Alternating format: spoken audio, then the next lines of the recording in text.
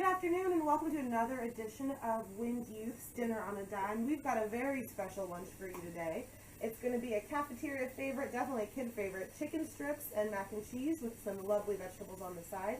First we're going to go over our ingredients, then we're going to get right on in on how to make it. First we have some frozen breaded chicken breast here. That's going to be great for your protein. We've got fat-rich cheese. We've got some breadcrumbs. It's going to go right on top of that mac and cheese, because who doesn't want breadcrumbs on their mac and cheese? We also have some pasta, and then we've got some milk, as well as some flour. And today we're going to be working with carrots, our green beans, and the spices we'll be using is salt, pepper, garlic, and a little bit of chili for our veggies as well.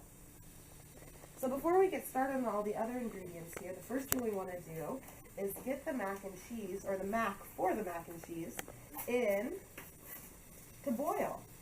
So typically what you do is boil your water first, and then we'll go ahead and start pouring it on in.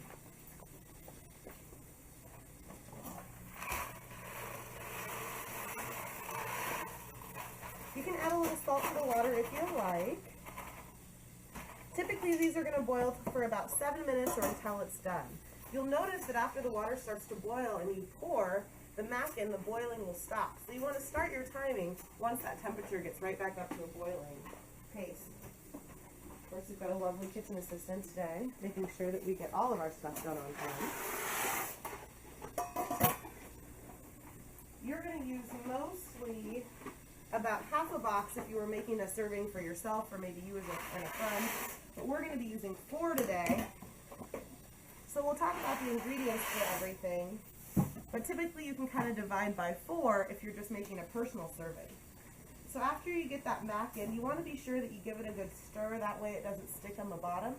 And as it's boiling, you want to be sure that you keep stirring it every now and then, just to be sure that nothing's getting stuck.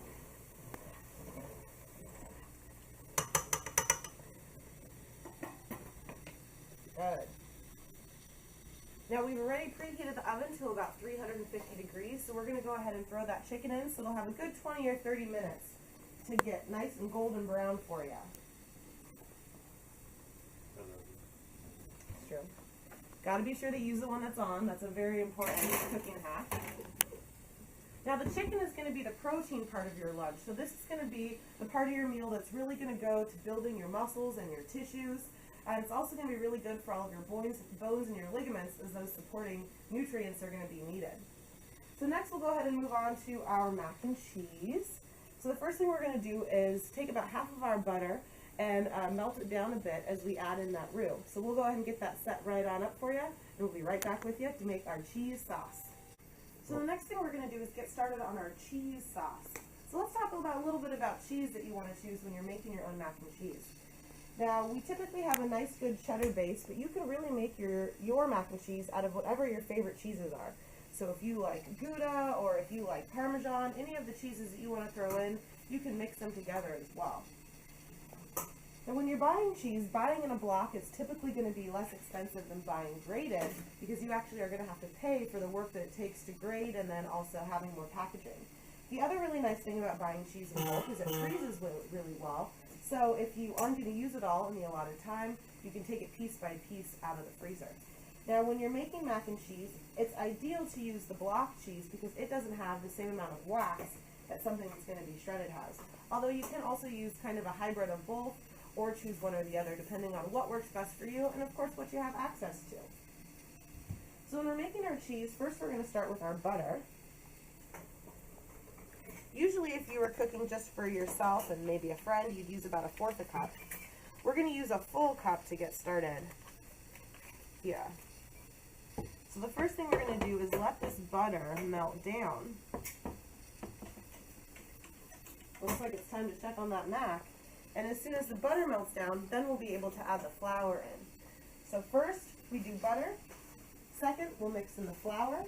After we have the flour mixed in with the butter, then we're going to add the milk. And finally, we'll let that cheese slowly but surely blend into that other mixture.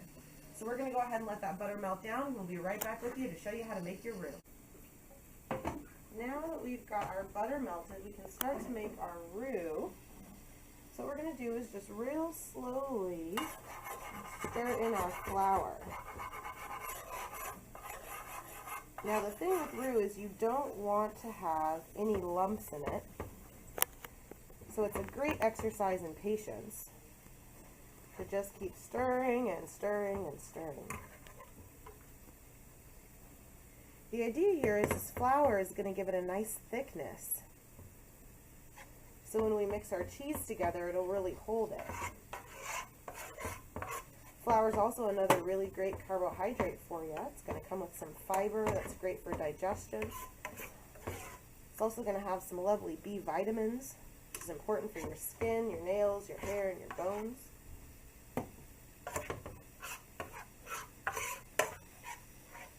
So typically you'll just use a couple tablespoons of flour in with your 1/4 cup of butter.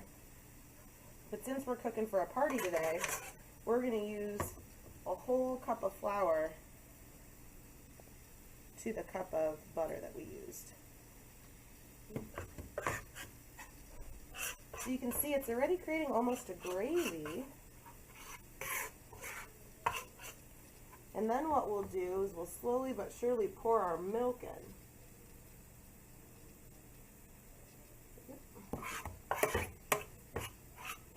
So you can see that butter is combined with our flour. Now we're going to loosen it back up by adding in the milk. So you can see what a small amount that was, and for that small amount we're going to use this whole container of milk. Same idea here though, on a low to medium heat.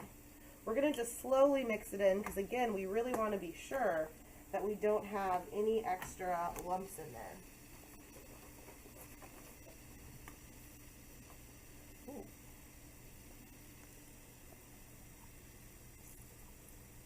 The more you look at Mother Nature, the more you can see how kind of beautifully our bodies are designed to really work within what grows around us. For instance, if you happen to live somewhere that has really tropical hot climates, a lot of times you'll have a fruit like pomegranate. Pomegranate also has some qualities that are going to help your body be protected from sun damage.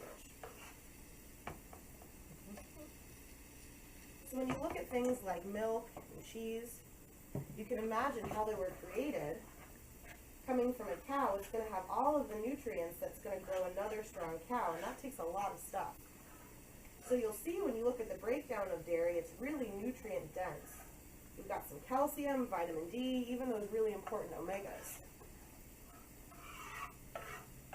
And even when you eat a little amount of it, you still get a big kick of stuff that it comes with.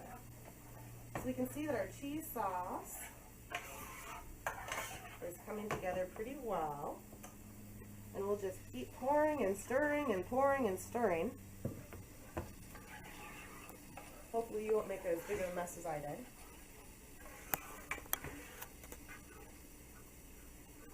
And if it starts to clump together, then I can just use the back of my spoon to kind of go back and forth, helping it really mix.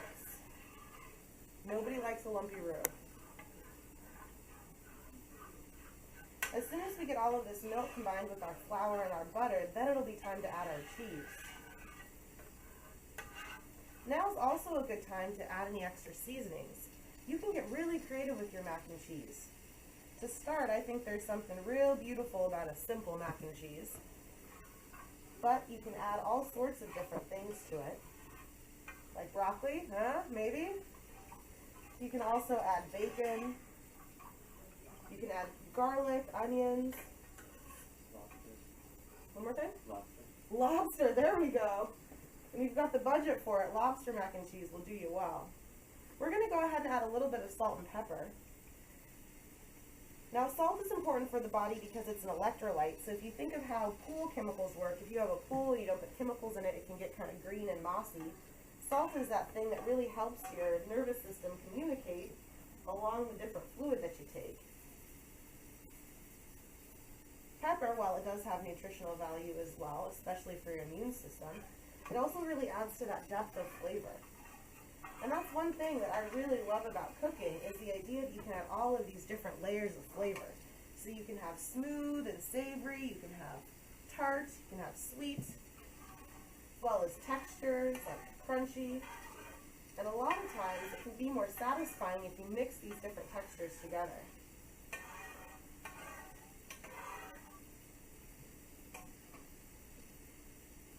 So while this may look to the naked eye just like milk with a little pepper, if you feel it, you can see that it's not quite as thin as milk. You can kind of see the extra little weight that flour and butter is adding to it. So we've still got a little bit of milk left. We're going to go ahead and start adding the cheese. We're going to put our heat up just a bit, getting it back to that real medium temperature. Now this is just for half of our roux, so we're going to add about half of the cheese here. A lot of grating had to go into this. But if we find that the consistency still isn't quite what we're looking for, we can always fall back on that shredded cheese to be sure that we really get our desired cheese sauce texture that we're looking for. So just like with the butter and with the flour, we're really looking to add things little by little. That's how we're going to get a nice smooth consistency. So this is likely going to take a while to melt on down. So we'll give it a little bit of time and then we'll be right back with you so you can see this. Welcome back to Mac and Cheese Day. You can see after lots and lots and lots of stirring, we've got a nice creamy cheese sauce. We've checked in with the taste testers. We decided that we want more layers of flavor. So we're going to add a little bit of chili in here and perhaps some more pepper. Depending on how you like your mac and cheese, you might find that you like different types of cheddar better. Like sharp is going to give you more of a flavor than a mild. Since we used mild today, what we're going to do is go ahead and add some of our shredded cheese. That way we can also have some Monterey Jack and some other types of cheese in here as well. Lots of cheeses. We'll also add a little bit more pepper on top to give it some more flavor. So when you're making your sauces, it's really good to kind of mix one thing in at a time to again be sure that we're avoiding those lumps. You want to be sure that you're constantly checking the temperature because you really don't want it to burn the bottom. Now that we've got our spices mildly mixed in, we can go ahead and add a bit of our shredded cheese mixture. And again, we want to be sure that we're adding it little by little so we can allow it to go ahead and melt as it goes. Shredded cheese typically takes a little bit longer to really blend all the way in. You can see there was a nice little clump. You typically want to avoid those clumps because they're going to take more time to break apart.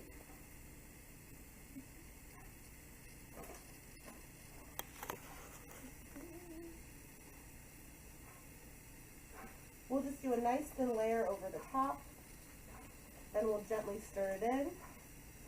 Maybe we'll do that one or two more times. So you can see how the cheese is already kind of folding in. But don't be fooled by it disappearing. A lot of times what will happen is it'll still have a nice stringy consistency unless you keep stirring.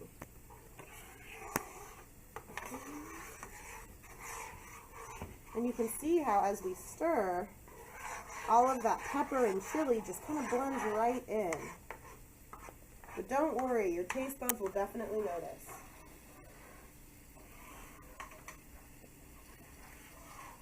Now that we've got the consistency that we're looking for, we're working on building that depth of flavor,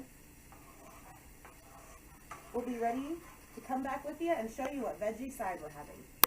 Now that we've got the chicken done and we've got the cheese sauce ready and we've got the breadcrumbs all nice and crispy, it's time to move on to our lovely vegetables. Today we're going to be using carrots and green beans. Carrots with that lovely orange color have a lot of vitamin A, which is great for your eyes. So what I've done is put just a little bit of olive oil in the pan. That way they'll be just a little bit crunchier, although they had enough water in them that you probably wouldn't need it if you didn't happen to have it. Then finally we're going to have our nutrient-packed green beans. These guys have a whole lot of great stuff for you. They've got fiber and folate. They also have vitamin C. They're really going to be good for your hair, your skin, your nails, and your bones. The nice thing about canned vegetables is you don't have to worry about them going bad. But you do want to remember that typically they're packed with some sodium as a form of a preservative, so you typically don't need to salt them when you're cooking them. But if you're looking to add a little bit more flavor, you can season them up a bit. So today we're going to be using some onion powder and some garlic to add right in.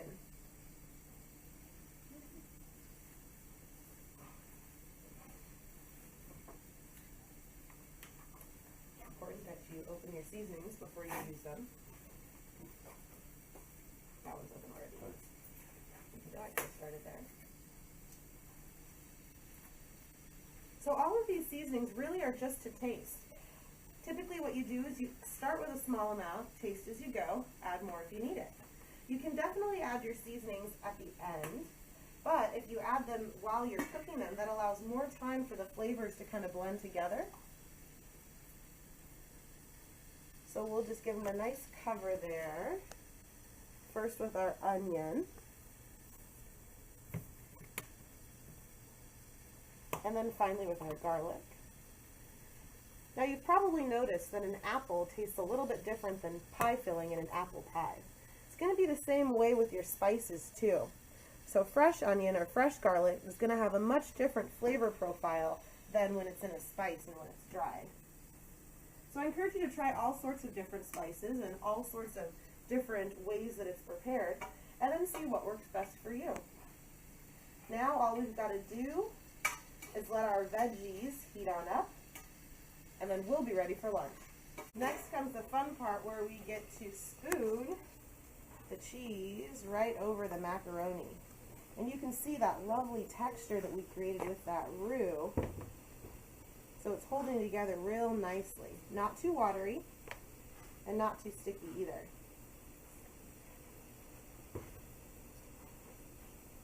There we go. I don't know about you, but I think mac and cheese should be real cheesy. I want to see more cheese than macaroni. But that's the nice thing about cooking for yourself. You get to choose exactly what you like best.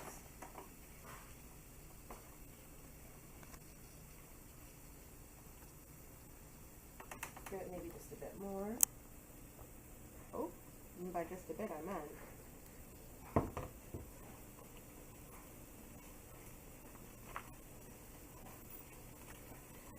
So you can see there's plenty of cheese all over that mac. Now the cheese sauce is going to be real smooth and creamy. So when we talk about adding those different textures, putting a little bit of breadcrumbs on top is going to give you that nice crunch as well. So we'll go ahead and take some of our breadcrumbs. We just made these breadcrumbs by blending up some bread in the blender, adding some garlic, salt, and olive oil, and then baking them on 350 for, 5 or 6 minutes. You can also make breadcrumbs out of several different types of bread, or you can season them up with things like rosemary or basil to really give your breadcrumbs or your mac and cheese a different flavor. While we're at it, we'll go ahead and add just a bit of Parmesan on top.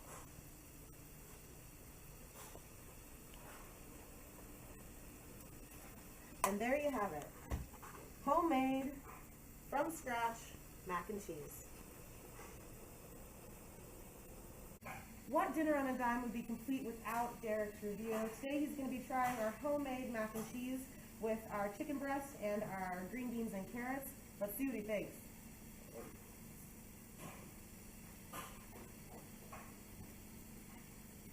Use a mixer.